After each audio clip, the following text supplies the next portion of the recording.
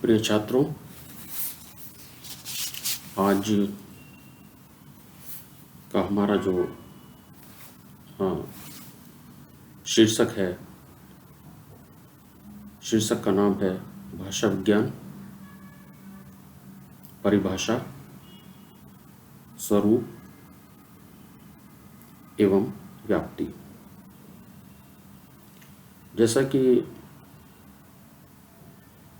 अभी हमने अपने पिछले व्याख्यान के दौरान भाषा की परिभाषा भाग 1 और भाग 2 के तहत भाषा की परिभाषा को जाना है, क्योंकि भाषा विज्ञान को जानने के लिए सबसे पहले भाषा को जानना बेहद ज़रूरी है। संक्षेप में अगर मैं दोबारा से एक बार पुनः रिपीट करूं, तो एक दो परिभाषाओं के माध्यम से मैं भाषा को फिर से परिभाषित यहाँ करता हूँ। सबसे पहले एनसाइक्लोपीडिया ऑफ ब्रिटानिका के अनुसार भाषा को हम इस रूप में परिभाषित कर सकते हैं: language may be defined as an arbitrary system of vocal symbols by means of which human beings, as members of a social group or participants in culture, interact and communicate. लगभग इसी परिभाषा को प्रसिद्ध भाषा वैज्ञानिक डॉक्टर भोलानाथ तिवारी जी ने इस प्रकार से परिभाषित किया है: भाषा मानव उच्चारण अवयव से उच्चरित यादृच्छिक ध्वनि प्रतीकों की वह संरचनात्मक व्यवस्था है जिसके द्वारा समाज विशेष के लोग आपस में विचार विनिमय करते हैं, साथ ही लेखक, कवि या वक्ता रूप में अपने अनुभवों, भावों आदि को व्यक्त करते हैं, साथ ही अपने व्यक्तित्व एवं अस्मिता आदि के बारे में जानकारी देते हैं। दूसरी परिभाषा थी बीडी क्रोचे के अनुसार: language is an articulate limited organise sound employed in expression. भाषा उस स्पष्ट, सुगठित, सीमित ध्वनि को कहते हैं जो अभिव्यक्ति के लिए प्रयुक्त की जाती है। तो भाषा की यूँ तो भारतीय विद्वानों के द्वारा, पाश्चात्य विद्वानों के द्वारा, संस्कृत विद्वानों के द्वारा तमाम परिभाषाएं दी गई हैं। अगर सिर्फ और सिर्फ भाषा को लेकर ही व्याख्यान दिया जाए तो कई सारी सीरीज इस पर बन सकती है। यहाँ पर अभी उन चीज़ों को विस्तार में नहीं देना चाहता हूँ और संक्षेप में कुछ जो मुख्य बातें हैं उनको मैं आपके समक्ष यहाँ रख रहा हूँ, ताकि कुछ बेहद आवश्यक जो बातें हैं वो आपके साथ साझा कर सकूँ और फिर आप अपनी जो स्टडी है उसको विस्तार दे करके और पुस्तकालय से और इंटरनेट के माध्यम से, किताबों के माध्यम से, टीचर्स के संपर्क से, अपने स्वाध्याय से आप उसमें विस्तार कर सकते हैं। तो सबसे पहले तो हमें भाषा को ही समझना होता है, उसके बाद आता है भाषा विज्ञान। यहाँ पर मैं सहायक ग्रंथ जो मैंने जिनका अध्ययन किया है और जिनके आधार पर मैंने अपने नोट्स बनाए हैं, उनके नाम मैं यहाँ सबसे पहले लेना चाहूँगा। आप चाहें तो मार्केट से किताबें परचेज़ कर सकते हैं। इसमें सबसे पहली जो किताब है, दो किताबें बहुत ही महत्वपूर्ण किताबें हैं। पहली किताब है भाषा विज्ञान। किताब का जो टाइटल है वो है भाषा विज्ञान और इसके लेखक हैं प्रसिद्ध भाषा वैज्ञानिक डॉक्टर भोलानाथ तिवारी। एक दूसरी किताब है हिंदी भाषा, बेहद चर्चित किताब है हिंदी भाषा। किताब का नाम है हिंदी भाषा और इसके भी लेखक डॉक्टर भोलानाथ तिवारी जी हैं। तीसरी महत्वपूर्ण किताब है भाषा विज्ञान, हिंदी भाषा और लिपि। इसके लेखक हैं डॉक्टर रघुवंश मणि पाठक। चौथी महत्वपूर्ण किताब है आधुनिक भाषा विज्ञान। इसके लेखक हैं कृपा शंकर सिंह एवं चतुर्भुज सहाय। पांचवी किताब बहुत महत्वपूर्ण किताब है। अक्सर कॉम्पिटिटिव एग्जाम्स में किताबों के नाम दिए जाते हैं और पूछा जाता है कि इनके लेखक कौन हैं। तो यह जो किताब है बहुत महत्वपूर्ण किताब है। अधिकतर प्रतियोगी परीक्षाओं में पुस्तक के लेखक का नाम पूछा जाता है। किताब का नाम है हिंदी भाषा उद्भव और विकास और इसके लेखक हैं डॉक्टर उदय नारायण तिवारी। एक बार पुनः दोहरा देता हूँ। किताब का नाम है हिंदी भाषा उद्भव और विकास और इसके लेखक हैं डॉक्टर उदय नारायण तिवारी। इसके बाद जो महत्वपूर्ण किताब है उसका नाम है हिंदी भाषा का विकास। किताब का नाम है हिंदी भाषा का विकास और इसके लेखक हैं प्रोफेसर देवेंद्र नाथ शर्मा। इसके बाद एक छठी किताब का नाम अभी आपके सामने है। सातवीं किताब है हिंदी वर्तनी। वर्तनी आप में से हो सकता है बहुत से बच्चे जानते हो कि वर्तनी को अंग्रेजी में क्या कहते हैं। हो सकता है कुछ न जानते हो, लेकिन वर्तनी अर्थात स्पेलिंग जो है इसको हिंदी में हम शब्दाक्षरी या वर्तनी कहते हैं। भाषा को लिखने के लिए सही वर्तनी का, शुद्ध वर्तनी का जानना बहुत जरूरी है। जैसे अगर शैंपेन अंग्रेजी का एक शब्द है शैंपेन, हो सकता है आप में से बहुत से बच्चे इसकी अंग्रेजी जानते हो, स्पेलिंग जानते हो और हो सकता है ना जानते हो। CHAMPAGNE champagne. मुझे नहीं पता कि आप इस तथ्य को जानते हैं अथवा नहीं जानते हैं तो जान लीजिए कि फ्रेंच भाषा में CH का उच्चारण हमेशा शा होता है। अगर कोई शब्द अंग्रेजी में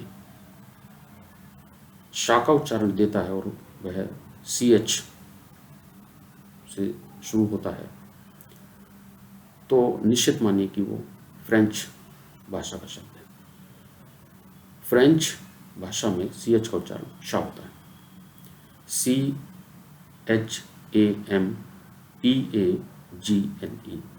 जी यहाँ पर साइलेंट है।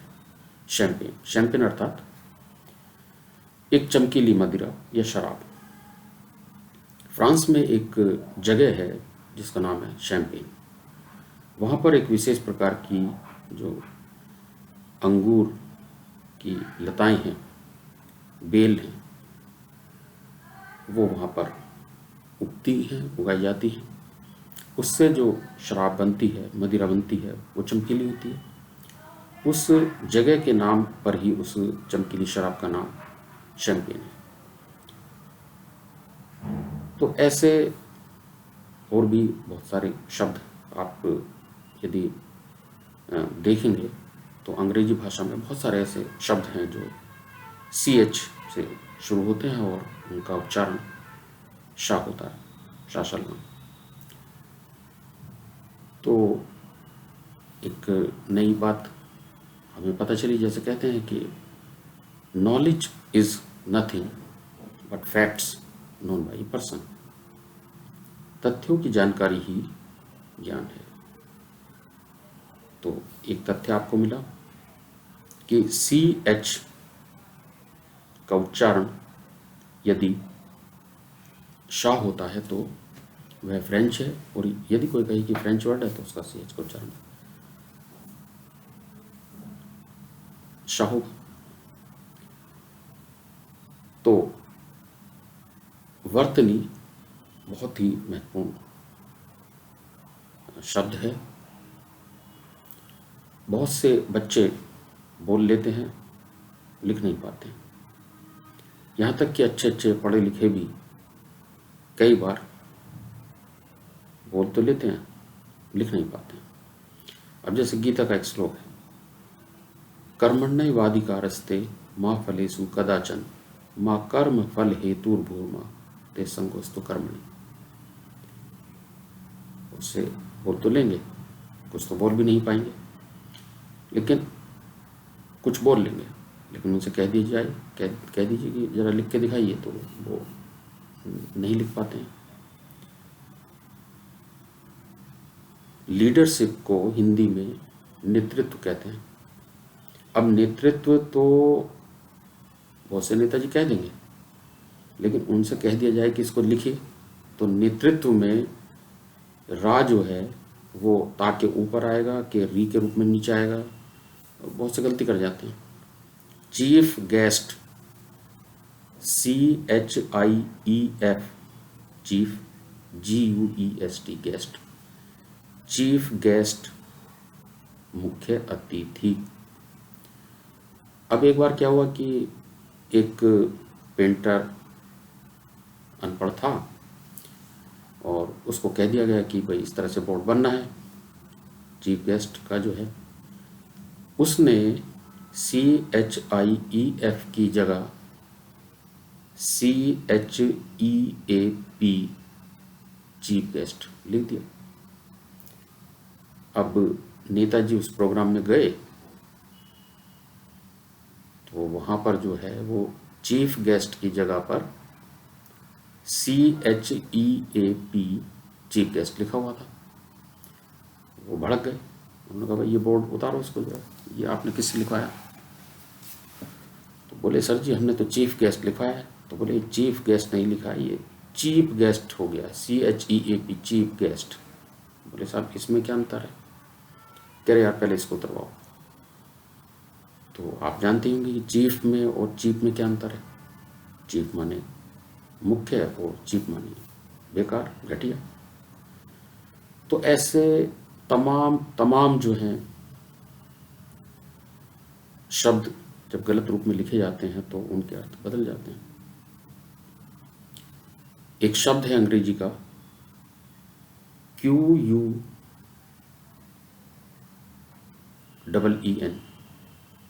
QUEEN, क्वीन, क्वीन माने रानी। एक दूसरा शब्द है QUEAN, थोड़ा सा स्पेलिंग डिफरेंट हो गई। अब QUEEN,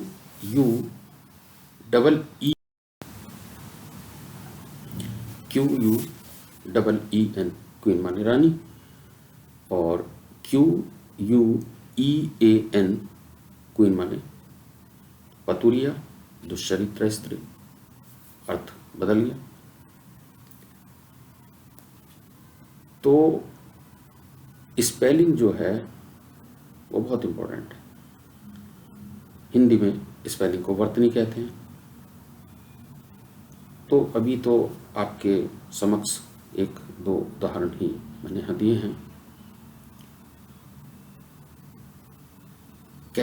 कह सकते हैं और समझ भी सकते हैं कि वर्तनी बहुत ही महत्वपूर्ण है किसी भाषा को सही रूप में लिखने के लिए। और एक बेहद चर्चित निबंध है ऑफ स्टडीज, बेहद चर्चित निबंध है of studies. Francis Bacon English essayist हैं, उनका बेहद चर्चित निबंध है ऑफ स्टडीज। BA में मेरे पास हिंदी साहित्य और अंग्रेजी साहित्य, इंग्लिश लिटरेचर दोनों ही थे। तो ऐसा मतलब ही नहीं है कि अंग्रेजी निबंधों की बात हो और फ्रांसिस बेकन का निबंध आप ना पढ़ें।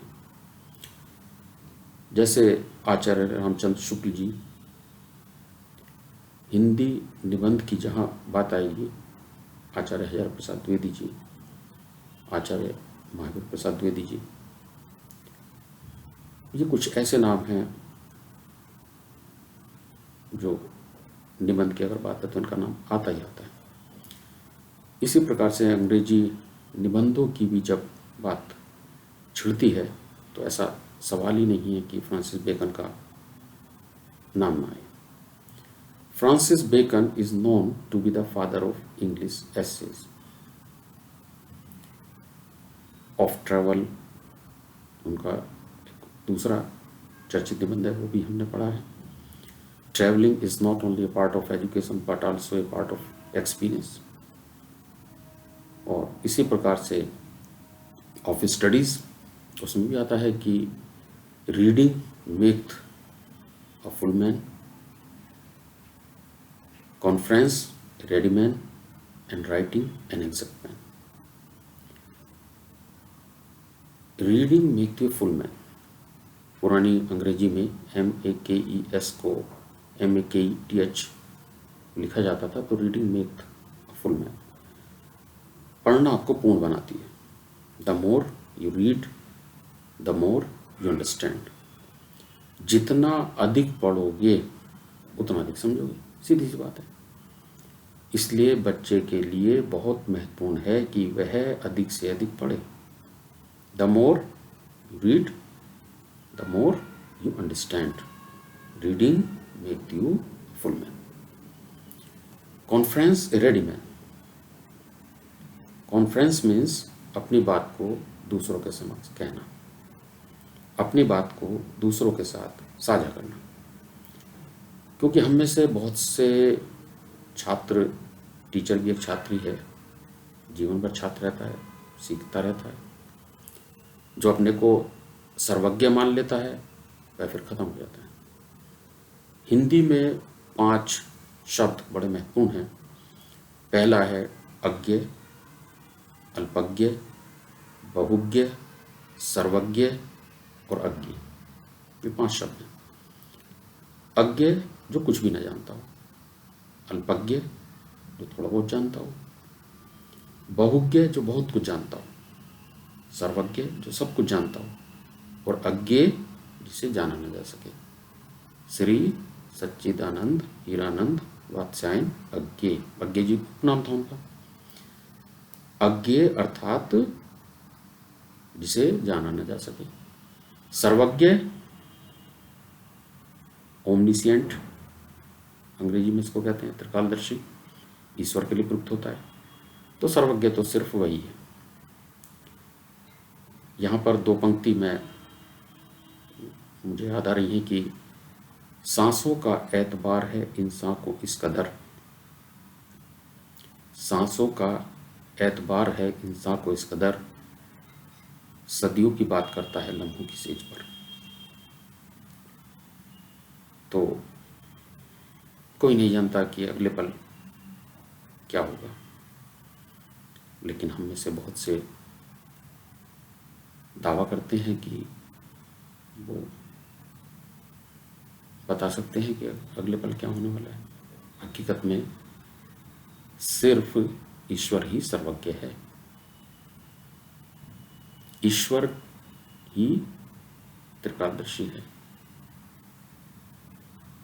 अज्ञ, अल्पज्ञ, बहुज्ञ, सर्वज्ञ, अज्ञ। इंसान की यात्रा, सामान्य इंसान की यात्रा बहुज्ञ तक होती है। हम और आप निरंतर सीखते हैं। One is never too old to learn. कोई भी कभी भी इतना वृद्ध नहीं होता कि वह सीख न सके। सीखने की उम्र हमेशा रहती है। तो बच्चे के लिए बहुत ही इंपॉर्टेंट है, the more you read the more you understand. जितना अधिक पढ़ोगे उतना अधिक समझोगे। कॉन्फ्रेंस ए रेडी मैन, अपनी बात को साझा करना सीखो। पहले की जो शिक्षा प्रणाली थी, वाद विवाद कॉन्फ्रेंस का ही एक माध्यम था।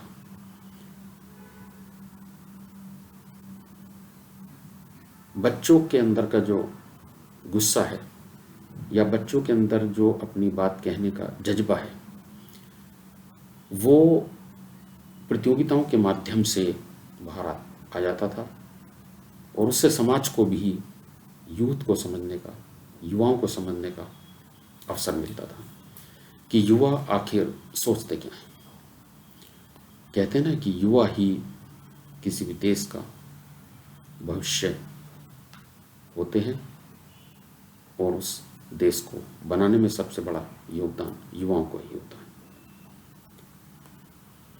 तो कॉन्फ्रेंस ए रेडी मैन। और तीसरी जो सबसे इम्पोर्टेंट बात है वह है राइटिंग एन एग्जैक्ट मैन।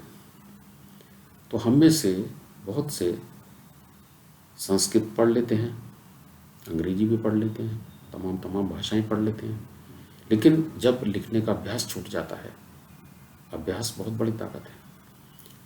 करत करत अभ्यास के जड़मति होत सुजान, रस्सी आवत जावत ते सिर पर परत निशान।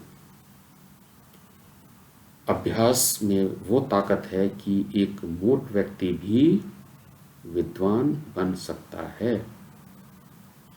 और इसका उल्टा कर दीजिए, कितना ही बड़ा विद्वान क्यों ना हो, अगर वह भी अभ्यास नहीं करता है तो मूर्ख बन जाता है। आप विश्वास नहीं मानेंगे, मैं राष्ट्रीय स्तर की परीक्षा उत्तीर्ण करके मंत्रालय में हिंदी अनुवादक बना। एक समय था जब मैं अनुवादक की तैयारी कर रहा था, तो मैं हिंदी अंग्रेजी के जो शब्द हैं, जो वर्तनियाँ हैं, वो लिखा करता था। और मसूरी, देहरादून मसूरी में मैं था उस समय, और सुबह 9:30 या 10 बजे लाइब्रेरी खुलती थी। पिक्चर पैलेस के आसपास माल रोड मसूरी में सुभाष चंद्र बोस लाइब्रेरी है, वहाँ पर मैं सुबह जाता था और शाम तक वहाँ पर सिर्फ और सिर्फ शब्द अर्थ याद करता था, वर्तनी याद करता था, स्पेलिंग्स याद करता था, लिख कर देखता था। और उसका फ़ायदा यह हुआ कि जब मैं परीक्षा देने गया तो एक ऑब्जेक्टिव टाइप का पेपर जो है 100 नंबर का, वो हुआ सामान्य हिंदी का। उसके बाद फिर ऑब्जेक्टिव टाइप पेपर हुआ जनरल इंग्लिश का। उसके बाद फिर शायद घंटे 2 घंटे का गैप था, और उसके बाद फिर जो मुख्य पेपर था वो ट्रांसलेशन का हुआ। पहले 2 जो पेपर थे वो क्वालिफाइंग थे। अगर आप उसको क्वालिफाई कर लेते हैं तो आपका जो मेन पेपर है ट्रांसलेशन वाला, वो कॉपी चेक होगी, और अगर आप क्वालिफाई नहीं कर पाए हैं तो वो कॉपी चेक नहीं होती। तो अक्टूबर 96 में मैंने वो पेपर दिया,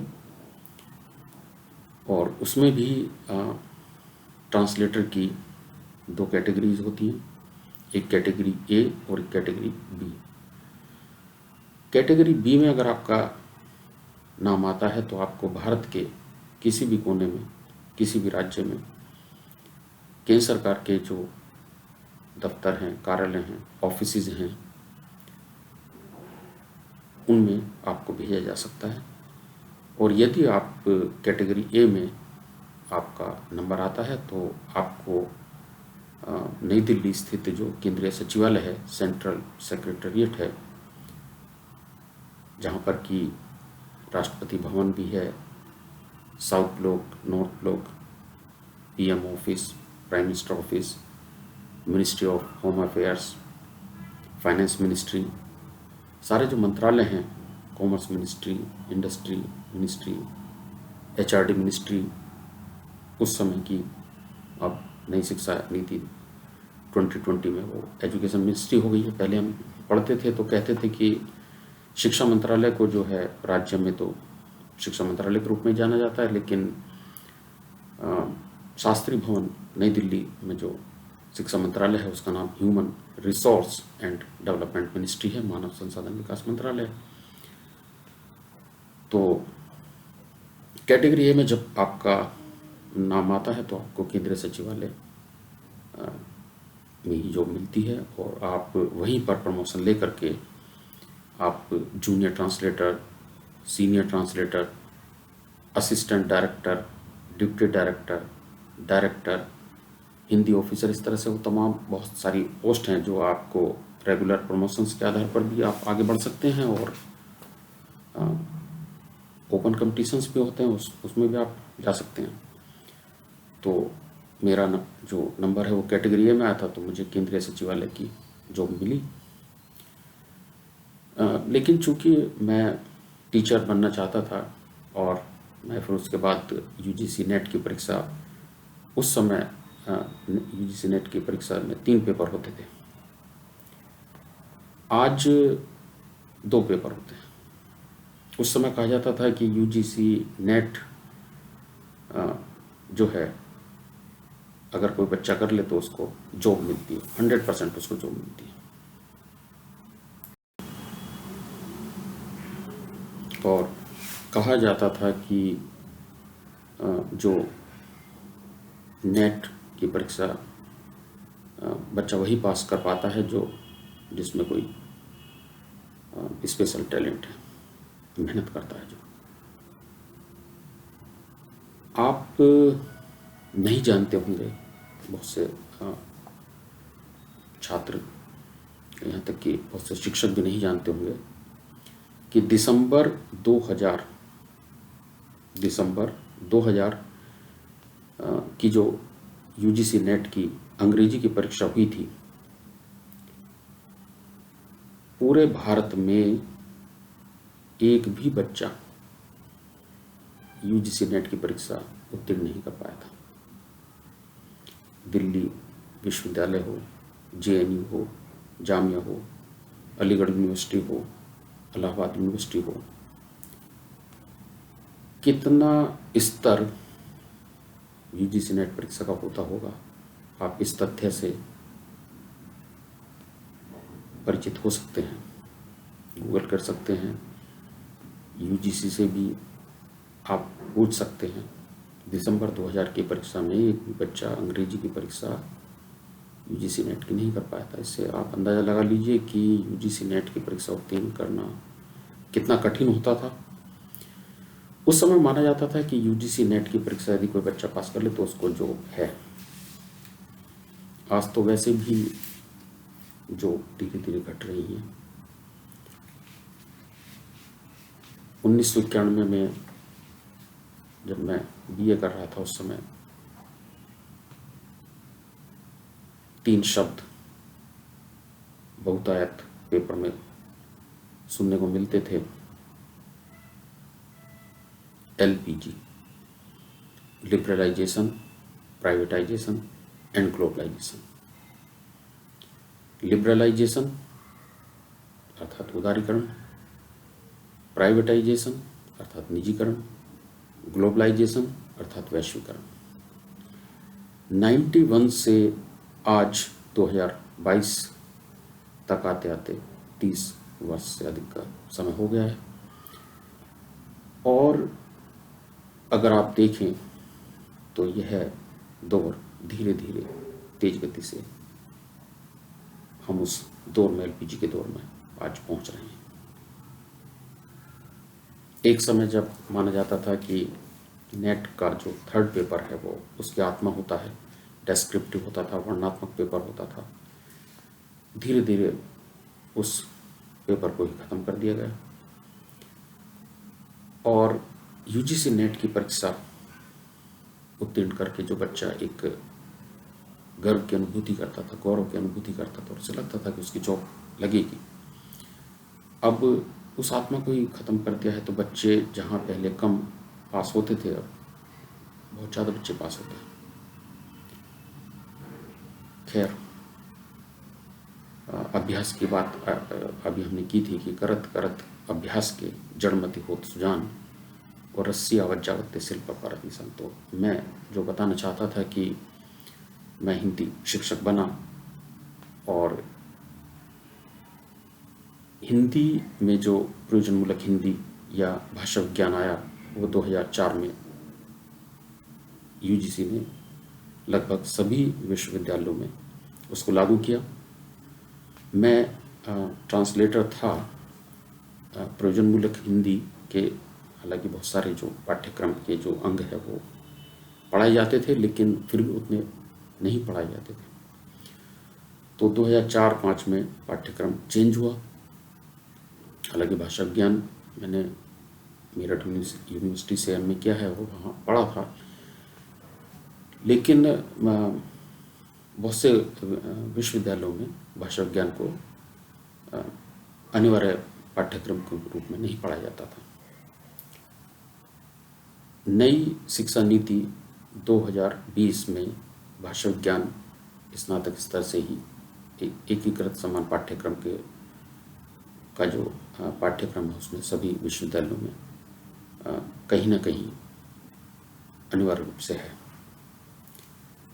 तो भाषा विज्ञान की जो अभी मैं किताबें आपसे चर्चा कर रहा था, उसमें एक बहुत ही महत्वपूर्ण किताब है हिंदी वर्तनी, और इसके लेखक हैं बद्री नारायण कपूर।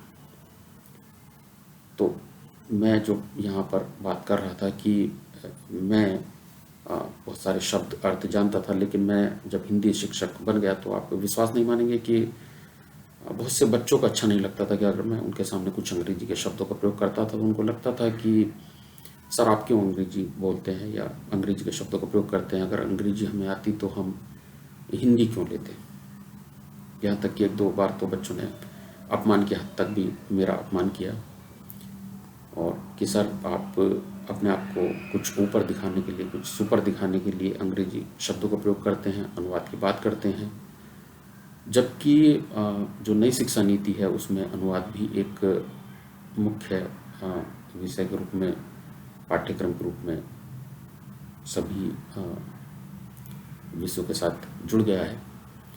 और बच्चों को इस बात को जान लेना चाहिए कि हिंदी हमारी मातृभाषा है, राजभाषा है, गौरव है। लेकिन जब हम ग्लोबलाइजेशन की बात करते हैं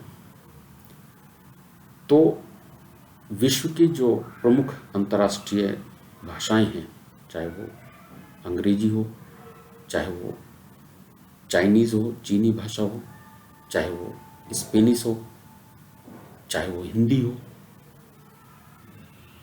या कोई अन्य भाषा जो अंतर्राष्ट्रीय स्तर पर महत्वपूर्ण है, तो जब आप एक अंतर्राष्ट्रीय स्तर पर जब आप देखते हैं तो आपको अंग्रेजी को भी सीखना पड़ेगा, और सीखनी भी चाहिए। विश्व की जितनी भाषाओं को आप सीख सकते हैं आपके लिए उतनी बेहतर होगी। हम अपनी ही जो भारत की भाषाएं हैं उनको नहीं जानते हैं। अब प्रोफेसर के लिए, एक टीचर के लिए यही होता है कि वह, उसके दिमाग में व्याख्यान ये का मतलब ही यही है कि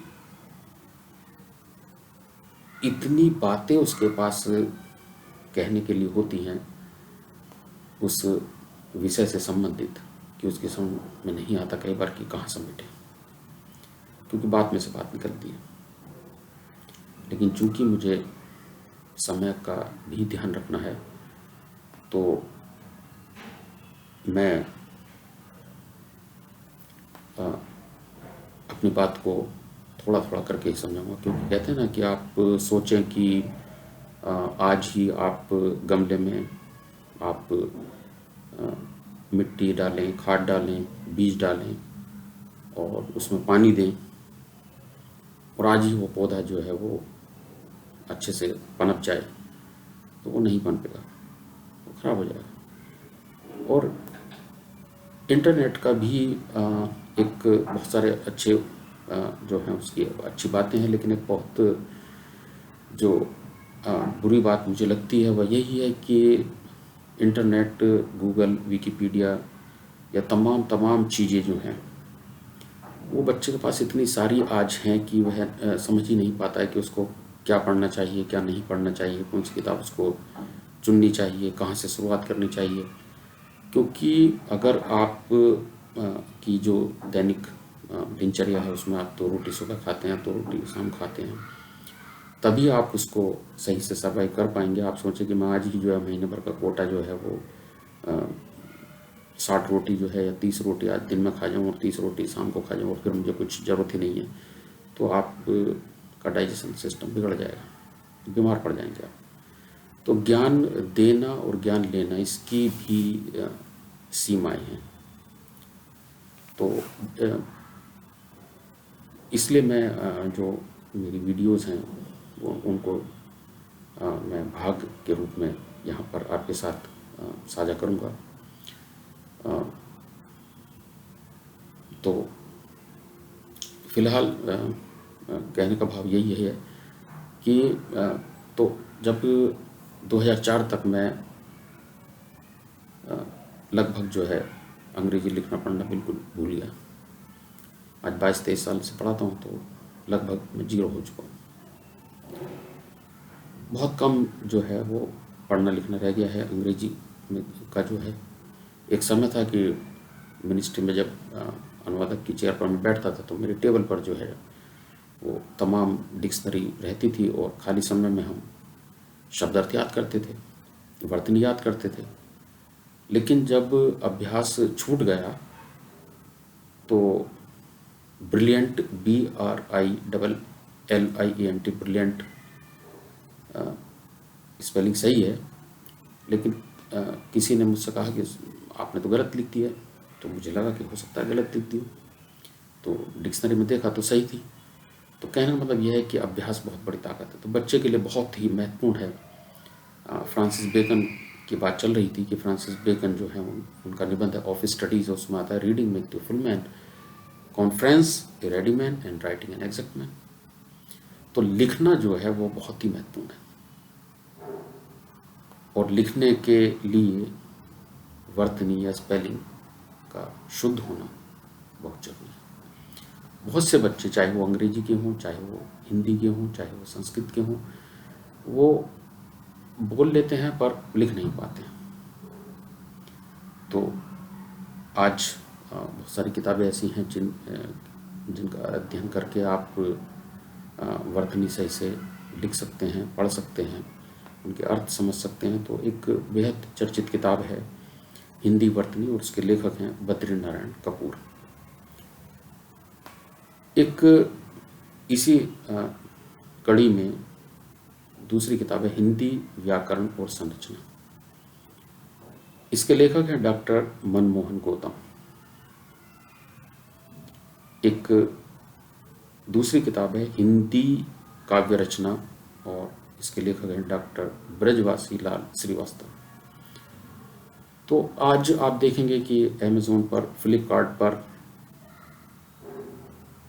ई बुक के रूप में बहुत सारी किताबें जो पहले उपलब्ध नहीं होती थी, आज थोड़ा सा पैसा तो लगेगा लेकिन आप ऑनलाइन भी बहुत सारी किताबें आप परचेज कर सकते हैं। और अगर आपके पास पुस्तकालय की सुविधा है तो पुस्तकालय का ज़रूर आप उपयोग करें। तो यहाँ पर जो आज का हमारा टॉपिक है भाषा विज्ञान, परिभाषा, स्वरूप एवं व्याप्ति। जैसा कि कल भी मैंने अपनी वीडियोस में बताया था कि भाषा विज्ञान को अगर हम सामान्य अर्थों में कहें तो कह सकते हैं कि भाषा का वैज्ञानिक अध्ययन, a scientific knowledge, systematic knowledge of language.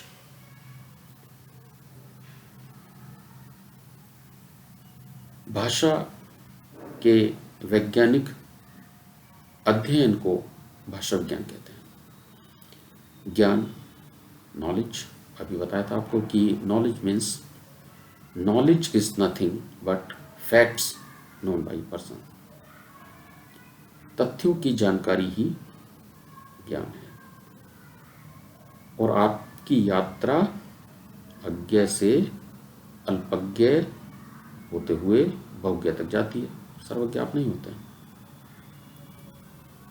तो मुझे जितना ज्ञान है, थोड़ा सा अल्पज्ञ से बहुज्ञ तक की यात्रा ही मेरी है और वो वहीं तक रहती है। तो वो ही मैं आपके साथ साझा करूँगा और उसी का आधार लेकर फिर आप अपने स्तर से अपनी नई ऊर्जा के साथ जो है नई चीज़ों को तलाशेंगे। तो ज्ञान किसे कहते हैं? Knowledge is nothing but facts known by person. और विज्ञान किसे कहते हैं?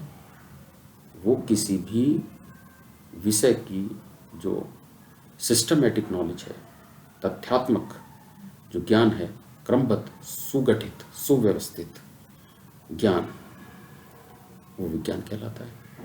विज्ञान के टीचर्स जो हैं वो उसको ज़्यादा स्पष्ट बता सकते हैं, लेकिन जहाँ तक मैं हिंदी शिक्षक होने के नाते समझ पाया हूँ कि विज्ञान ऐसा ज्ञान जो सार्वकालिक, सार्वभौमिक और 2 दूनी 4 अगर कहीं हैं, सार्वकालिक हैं, तो वो यूनिवर्सल ट्रूथ है, 2 दूनी 4 ही होते हैं, 2 दूनी 5 नहीं होते हैं। जबकि लिटरेचर में हम उसमें भावनाएं भी प्रवाहित होती हैं। तो भाषा का जो वैज्ञानिक अध्ययन है, भाषा के वैज्ञानिक अध्ययन को भाषा विज्ञान कहते हैं। एक बड़ा ही चर्चित उदाहरण जब मैं पढ़ता था 95 में मैंने एमए किया, तो हमारे भाषा विज्ञान के हमारे पूज्य गुरु जी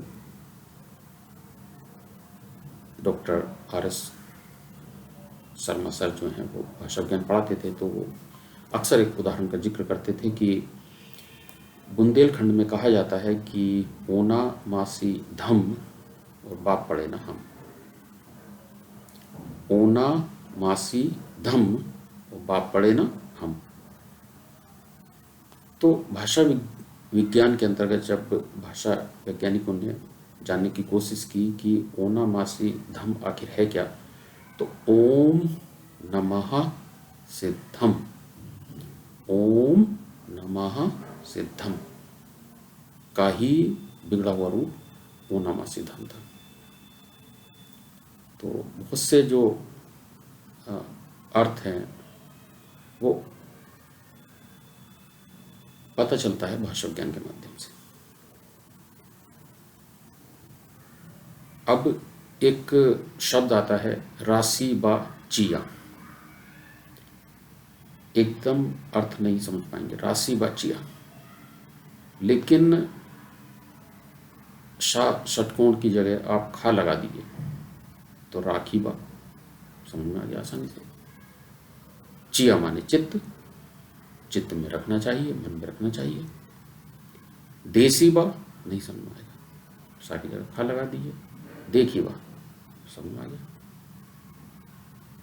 अदेसी नहीं समझ में आएगा, खा लगा दीजिए सा की जगह। अदेखी अर्थात जिसको देखा नहीं है। अदेखी देखी बा, अदेसी देसी बा। तो भाषा विज्ञान बहुत सारी चीज़ों को आसान बना देता है। ये विषय ऐसे हैं कि एक एक बात को लेकर के जो है बड़े बड़े लंबे व्याख्यान दिए जा सकते हैं, लेकिन मैं छोटे छोटे भागों में इस व्याख्यान को सीमित कर दूंगा ताकि आप उसको थोड़ा थोड़ा करके ही जो है सुने समझें। तो एक बार फिर से हम चलते हैं कि भाषा के वैज्ञानिक अध्ययन को भाषा विज्ञान कहते हैं। प्राचीन काल में भाषा विषयक अध्ययन निरुक्त, शब्द अनुशासन, निर्वसन शास्त्र, व्याकरण और प्रातिशाख्य आदि में होता रहा है। आधुनिक भाषा विज्ञान की प्रक्रिया शुरू हुए 2 शताब्दी हो चुकी हैं, 200 वर्ष लगभग हो चुके हैं। शताब्दी, शत माने 100, अब्द माने वर्ष। A period of 100 years is called a century। तो सेंचुरी मीन्स शताब्दी, 2 शताब्दी हो चुके हैं, लगभग 200 वर्ष हो चुके हैं। भाषा विज्ञान के लिए समय समय पर अनेक नाम दिए गए हैं। सर्वप्रथम इसके तुलनात्मक अध्ययन को देखते हुए इसे कंपैरेटिव ग्रामर कहा गया, तुलनात्मक व्याकरण कहा गया। कुछ समय पश्चात यह देखा गया कि इसमें केवल व्याकरण का ही तुलनात्मक अध्ययन न होकर भाषा के अन्य पक्षों का भी तुलनात्मक अध्ययन होता है, तो इसके स्थान पर कंपैरेटिव फिलोलॉजी नाम रखा गया। कुछ समय तक यह नाम चलता रहा, फिर यह अनुभव किया गया कि ऐसे अध्ययन में सदा ही तुलनात्मक दृष्टिकोण रहता है, इसलिए तुलनात्मक भाव की स्वतः अभिव्यक्ति के कारण फिलोलॉजी नाम चलने लग गया। इसमें भाषा विज्ञान सर्वाधिक प्रचलित शब्द है। वर्तमान समय की प्रयोग स्थिति में भाषा विज्ञान शब्द linguistics, LINGUISTICS, linguistics, mathematics, kinetics, उसी तरह से लिंग्विस्टिक्स, कल जैसा कि बताया भी था कि लिंगुआ, LINGUA, लिंगुआ एक लैटिन भाषा का शब्द है जिसका अर्थ है जीव। अधिकतर जो अंग्रेजी में प्रयुक्त शब्द होते हैं वो या तो लैटिन भाषा के होते हैं या ग्रीक भाषा के, बाद में फिर फ्रेंच से आते हैं। तो लिंगुआ मीन्स जीव, लिंगुआ से ही लैंग्वेज बना है और लिंगुआ से ही लिंग्विस्टिक्स बना है। लिंग्विस्टिक्स अर्थात भाषा विज्ञान, लैंग्वेज अर्थात भाषा, लिंगुआ अर्थात जीव। वर्तमान समय की प्रयोग स्थिति में भाषा विज्ञान शब्द लिंग्विस्टिक्स का समानार्थी बन गया है। भाषा विज्ञान सर्वाधिक प्रचलित होने के साथ सहज रूप में भाषा के वैज्ञानिक अध्ययन का भाव प्रकट करता है।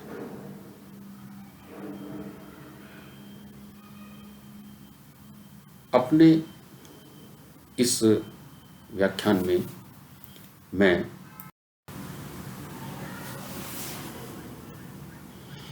भाषा विज्ञान की कुछ परिभाषाओं को आपके समक्ष रखता हूँ।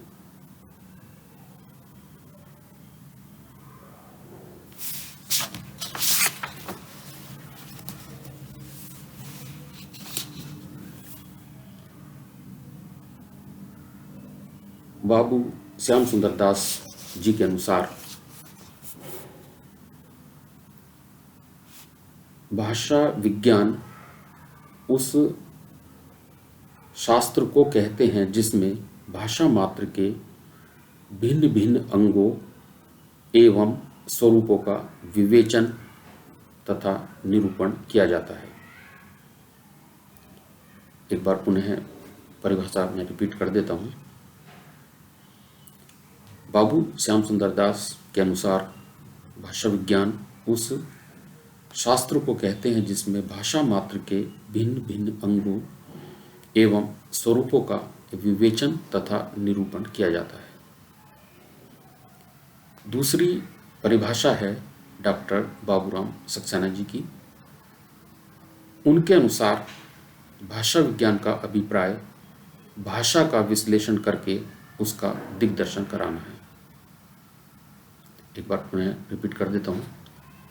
डॉक्टर बाबूराम सक्सेना जी के अनुसार भाषा विज्ञान का अभिप्राय भाषा का विश्लेषण करके उसका दिग्दर्शन कराना है। तीसरी परिभाषा डॉक्टर मंगलदेव शास्त्री जी के अनुसार है, भाषा विज्ञान उस विज्ञान को कहते हैं जिसमें सामान्य रूप से मानवीय भाषा का, किसी विशेष भाषा की रचना और इतिहास का, और अंततः भाषाओं, प्रादेशिक भाषाओं या बोलियों के वर्गों की पारस्परिक समानताओं और विशेषताओं का तुलनात्मक अध्ययन किया जाता है। चौथी परिभाषा बहुत ही महत्वपूर्ण परिभाषा है, डॉक्टर भोलानाथ तिवारी जी के अनुसार जिस विज्ञान के अंतर्गत ऐतिहासिक और तुलनात्मक अध्ययन के सहारे विशिष्ट नहीं अपितु सामान्य भाषा की उत्पत्ति, गठन, प्रकृति एवं विकास आदि की सम्यक व्याख्या करते हुए इन सभी के विषय में सिद्धांतों का निर्धारण हो, उसे भाषा विज्ञान कहते हैं। बेहद बेहद चर्चित सारगर्भित परिभाषा है। एक बार पुनः रिपीट करता हूँ। डॉक्टर भोलानाथ तिवारी के अनुसार जिस विज्ञान के अंतर्गत ऐतिहासिक और तुलनात्मक अध्ययन के सहारे विशिष्ट नहीं अपितु सामान्य भाषा की उत्पत्ति, गठन, प्रकृति एवं विकास आदि की सम्यक व्याख्या करते हुए इन सभी के विषय में सिद्धांतों का निर्धारण, उसे भाषा विज्ञान कहते हैं। सम्यक अर्थात कंप्लीट, पूर्ण रूप से। एक बार पुनः, जिस विज्ञान के अंतर्गत ऐतिहासिक और तुलनात्मक अध्ययन के सहारे विशिष्ट नहीं अपितु सामान्य भाषा की उत्पत्ति, गठन, प्रकृति एवं विकास आदि की सम्यक व्याख्या करते हुए इन सभी के विषय में सिद्धांतों का निर्धारण, उसे भाषा विज्ञान कहते हैं।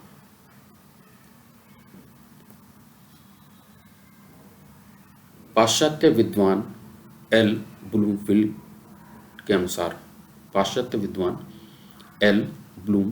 के अनुसार जिस शास्त्र में लिखित भाषाओं का अध्ययन किया जाता है उसे फिलोलॉजी एवं जिसमें बोलचाल की भाषाओं या बोलियों का अध्ययन किया जाता है उसे लिंग्विस्टिक्स कहते हैं। बहुत ही इम्पोर्टेंट परिभाषा है। जिस शास्त्र में लिखित भाषाओं का अध्ययन किया जाता है उसे फिलोलॉजी एवं जिसमें बोलचाल की भाषाओं या बोलियों का अध्ययन किया जाता है उसे लिंग्विस्टिक्स कहते हैं। प्रसिद्ध पाश्चात्य विद्वान गिलीसन के अनुसार descriptive linguistics the discipline which studies languages in terms internal structure. Discipline means अनुशासन, subject कोई विषय। Descriptive linguistics the discipline which studies languages in terms internal structure according to Gleason. Professor N.P. गुणे के अनुसार कंपैरेटिव फिलोलॉजी और simply philology is the science of language. Philology strictly means the study of language from the literary point of view. एक बार पुनः इसी परिभाषा को repeat करता हूँ। Professor N.P. गुणे के अनुसार Comparative philology or simply philology is the science of language. Philology strictly means the study of language from the literary point of view. Encyclopedia Britannica के अनुसार The word philology is here taken as meaning the science of language, that is the study of the structure and development of languages, thus corresponding to linguistics. एक बार फिर से इसको मैं आपके समक्ष repeat करता हूँ. The word philology is here taken as meaning the science of language, that is the study of the structure and development of languages, thus corresponding to linguistics. एक अन्य परिभाषा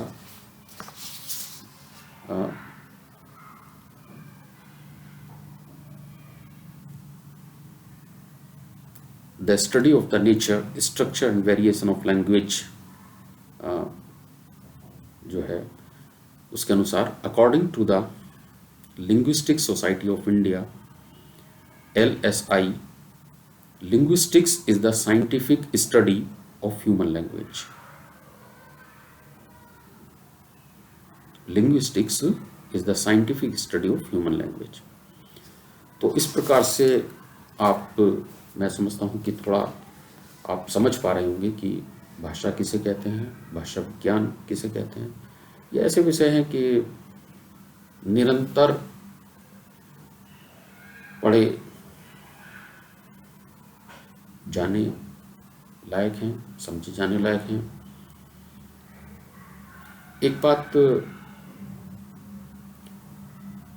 यहाँ पर मैं आपके साथ साझा करना चाहता हूँ. कहते हैं कि किसी चीज़ को अगर आप समझना चाहते हैं तो उसे दूसरों को समझाना शुरू कर दीजिए. तो कई बार जब हम दूसरों को समझाने का प्रयास करते हैं, समझाने की कोशिश करते हैं, तब जा कर के वो कुछ हमें समझ में आता है. स्पष्ट है कि जो बच्चा खुद चीज़ों को समझने की कोशिश करता है, पढ़ता है, लिखता है, दूसरों के साथ अपने अनुभव साझा करता है, वही बच्चा आगे बढ़ता है. क्लास में टीचर तो सभी बच्चों को एक ही दृष्टि से, समान दृष्टि से बच्चों को पढ़ाता है, लेकिन हर बच्चा जो है वह टीचर की अपेक्षाओं पर खरा नहीं उतरता है. सदियों से होता आया है और आगे भी ऐसा ही होता रहेगा. कभी भी ऐसा नहीं होता है कि अगर एक क्लास में 40 बच्चे हैं तो वो सभी बच्चे एक सा ही पढ़ते हैं, सीखते हैं, समझते हैं. हर बच्चे की अपनी योग्यता है, क्षमता है. टीचर तो सभी बच्चों को प्रयास करता है कि वह अपने तरीके से टीचर के बच्चा जो है वो सभी अच्छे नंबर लाएं, अच्छे अंकों से उत्तीर्ण हो. लेकिन बच्चे पर डिपेंड करता है कि वह किस तरह से उन चीज़ों को लेता है, किस तरह से उन चीज़ों को सीखता है. कहते हैं ना कि the aim of education is to bring about the complete development of the personality of a boy. It is to train him physically, mentally and morally so that he may develop into a fine gentleman. Education fails in its purpose if it gives only bookish knowledge to let the boy merely get to the examination. The boy, when he leaves the college, must feel active, healthy, vigorous and fit for the practical duties of life. Education is the training of mind and character. The aim of education is to replace an empty mind with an open one. अभी 12 जनवरी को स्वामी विवेकानंद जयंती हम सभी ने मनाई है युवा दिवस के रूप में. मुझे एक दो बातें विवेकानंद जी की याद आती हैं जो मैं आपके साथ यहाँ साझा करना चाहता हूँ. उत्तिष्ठत जाग्रत प्राप्य वराणि बोधत. उठो, जागो और लक्ष्य की प्राप्ति तक मत रुको. Stand up boys, be bold, be strong and take the whole responsibility on your own shoulders and know that you are the creator of your own destiny. All the strength and success you want is within yourselves, therefore make your own future. Swami Vivekananda spoke of many things, but the one constant refrain of his speech and writing was Abhay, be fearless. For him, man was no miserable sinner, but a part of divinity. Why should he be afraid of anything? If there is a sin in the world, it is weakness. Weakness is death. Weakness is sin. Weakness is death. That had been the great lesson of the Upanishads. तो बच्चे के लिए बहुत जरूरी है, जितना पढ़े उतना कम है। तो मैं समझता हूँ कि आज का जो हमारी जो सीरीज थी भाषा विज्ञान का जो स्वरूप है, जो परिभाषा है, जो उसकी व्याप्ति है, जो इसकी व्याप्ति का क्षेत्र है, कुछ परिभाषाओं के माध्यम से, कुछ मेरे अपने अनुभवों के माध्यम से आप समझे होंगे। तो मैं आज अपने गुरुजी डॉक्टर कुंवर बेचैन सर की दो पंक्तियों के साथ अपनी बात को यहाँ विराम देना चाहूँगा कि होके मायूस नहीं शाम से ढलते रहिए, होके मायूस नहीं शाम से ढलते रहिए, जिंदगी भोर है सूरज से निकलते रहिए। होके मायूस नहीं शाम से ढलते रहिए, जिंदगी भोर है सूरज से निकलते रहिए। अगले टॉपिक के साथ